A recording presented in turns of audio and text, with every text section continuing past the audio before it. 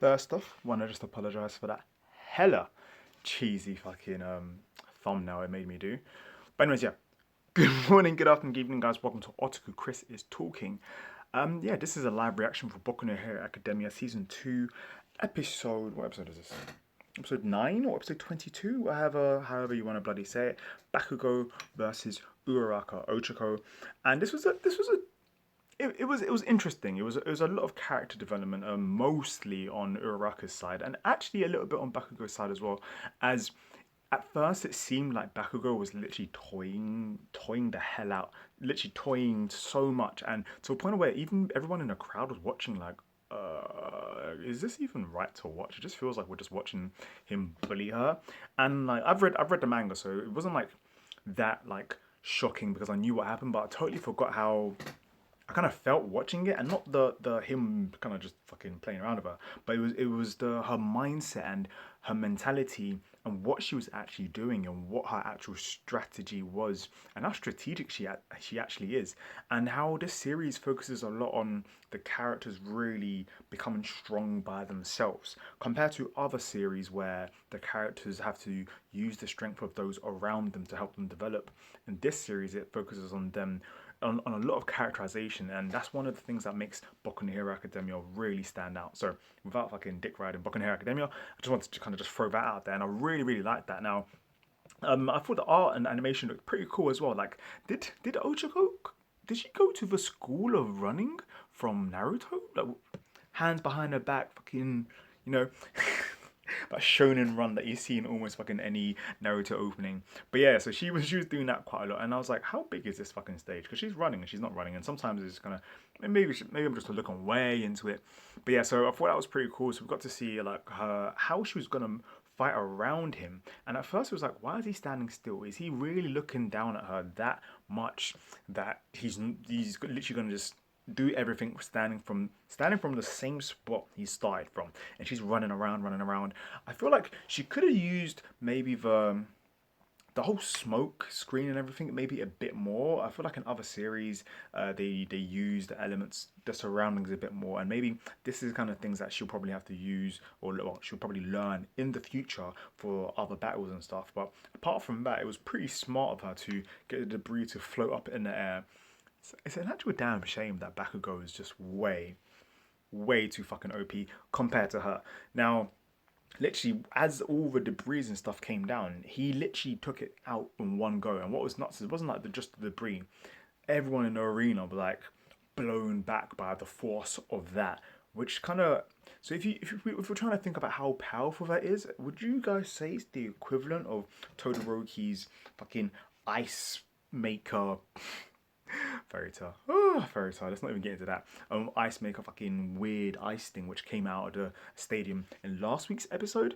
But yeah, so where do you guys think that stands? See, for me, you just realised while I was thinking, this is live, so literally I'm probably gonna fucking chop back and forth loads of times. But for me, what's pretty interesting is that Todoroki managed to do that fairly simply, well, really easily. He managed to make such a huge, like, kind of chaotic kind of event. Whereas in Bakugo, even though it was quite crazy and really wild, if you guys like remember and you looked at his hand afterwards, it was shaking. And he was like, oh my god, that was close. And it wasn't like everyone noticed this, but I like the fact that they showed that he did have a form of struggle. His form of struggle wasn't like Ochago's where she's running around trying to fucking fight and all that kind of shit. For him, it was more like, okay, cool. If she touches me, I'm screwed. I am totally screwed. I can't let her touch me. I need to be aware of my surroundings. And he's pretty much kind of standing there, focused on everything, so that because once she touches him, he's screwed. He will just fly away, float away, Team Rocket style.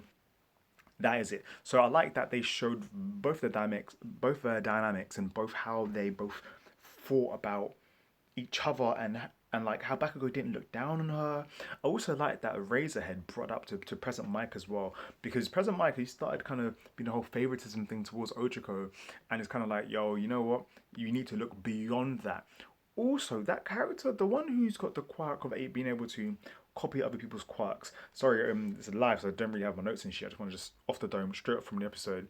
But that guy, I'm starting to like him a bit more. And when we last saw him against Bakugo, like several episodes back, it seemed like he was a dick, but he was one of the first normal, one of the first heroes, one of the first students who was actually able to recognize Ochako's techniques and as well as recognize Bakugo's thought process of why and how he was fighting against her. So I feel like even though like from what I've read, kind of like I haven't seen that much of him, but I really feel like there's a reason why he's had that much spotlight, and I really like that.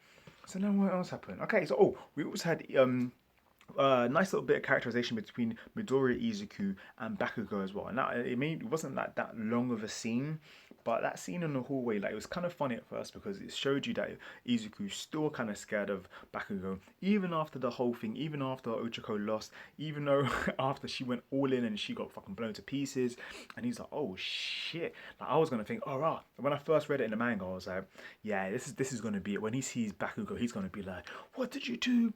Some next crazy hype shit. But literally, he saw Bakugo and he was like, oh hey, how are you? I'm just gonna go. I happen to be in your way because I've got a fight. Yeah, so have a good day, guys. But Bakugo is more like a yeah. So why are you in my way? And then he was like, oh, I bet you put that girl up to it. And that. But when once that happened, that's when you saw Midori Izuku. He literally turned around and was like, "No, this is all her own thing, her own thought process, her own idea." And I really like that because when he said that, he went serious for a hot moment, and like, at that moment, Bakugo didn't say nothing back. Now that wasn't just for the anime; it happened in the manga as well, and I really liked that we got to see that scene play out because that's one of the first times that Bakugo actually, that Izuku and Bakugo managed to actually have a like literally eye for eye and eye to eye, and like Izuku doesn't step back because he always steps back, and I feel like this is something that we're not.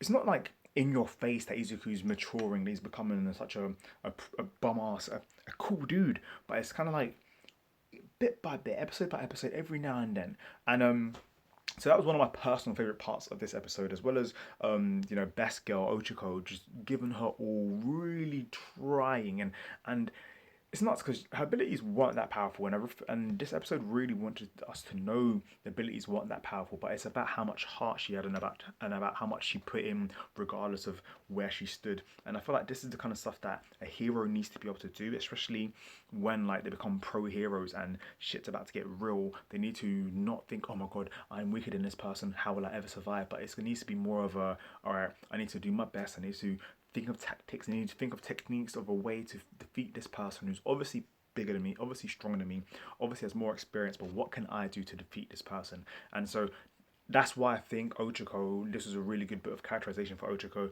as we got to see her mindset and her thought process for that. We also got to see a nice, like a little kind of back and forth between Midori Izuku and Endeavor. Izuku, when he first bumped into Endeavor, he was like, Endeavor, oh my god. But like Endeavor's like, he's so cool with that fucking flame moustache. It's pretty much this but fire. And this but fire. I could be Endeavor. Comic Con. Oh my god, Comic Con today, I couldn't go. I had to go to work. But yeah, so that was nice to see them first talk to each other, and then Endeavor's kind of like, yo, like you release a lot of pressure from just from by moving your fingers. The only other person who's got that level of power kind of reminds me of All Might. Izuku's like, I'm not All Might. What are you talking about? I gotta go. But and then then he mentions the whole Todoroki thing, and this is when Izuku once again he's like, no, I am not All Might, and then and Never's like, I know you're not All Might, and but Izuku's like, yeah, and so you should know that Todoroki's not you, so leave it at that. And I was like, what? Oh shit, son, it's about to get real. But yeah, so that was that. And then the episode pretty much finishes at what's it called again, Todoroki and Midori Izuku squaring off against each other. Izuku's got his hand ready, and he's just kind of like, bam, let's do this, bitch, let's do this. So I like that. Like Izuku's no longer scared of this kind of shit, and he's just ready, willing to give his all. And Ochako's even been saying this. Ochako's been saying from the beginning, you've been giving your all. You always try to aim for the top.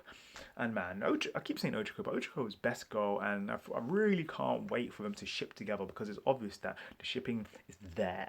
What is your favorite part of this episode? This is my reaction / review. I don't really. It's a live review. Live review. I don't know. Yeah, let me know your thoughts down below in the comment box. Did you think that Bakugo went a bit too easy on her? You could have just done it in one blow. What did you think of this episode in itself? Did you like the interaction between Izuku and Endeavor? Did you want to have more dialogue from Endeavor? Are you guys excited for next week's episode? What do you think of the pacing of this episode? Literally straight after this episode, immediately I went straight to the manga, only to see roughly like what the pacing was. And this episode was about an episode, a chapter and a half. So the next episode is literally the next chapter. So, but this, yeah, we're doing around a chapter and a half or a chapter per episode. So it's good pacing, which kind of shows that this series will probably end up being very long because we're in like chapter 100 and something, and that chapter was like chapter 40 something. So yeah, anyways, I hope you guys enjoy. Do turn on that notification, subscribe, be part of the notification squad, as you'll be notified for when I make these kind of videos. The reason why I'm recording on my phone is because my laptop's doing something shitty. Anyways, I'm getting a MacBook very, very soon, so hopefully no more of these dumb annoying needed updates, which I didn't even fucking decide to do. I'm going on a rant. What do you have to say, Saitama? You're not Saitama. Oh, don't you see? He's pissed off. Anyways, have a great day, guys. Peace.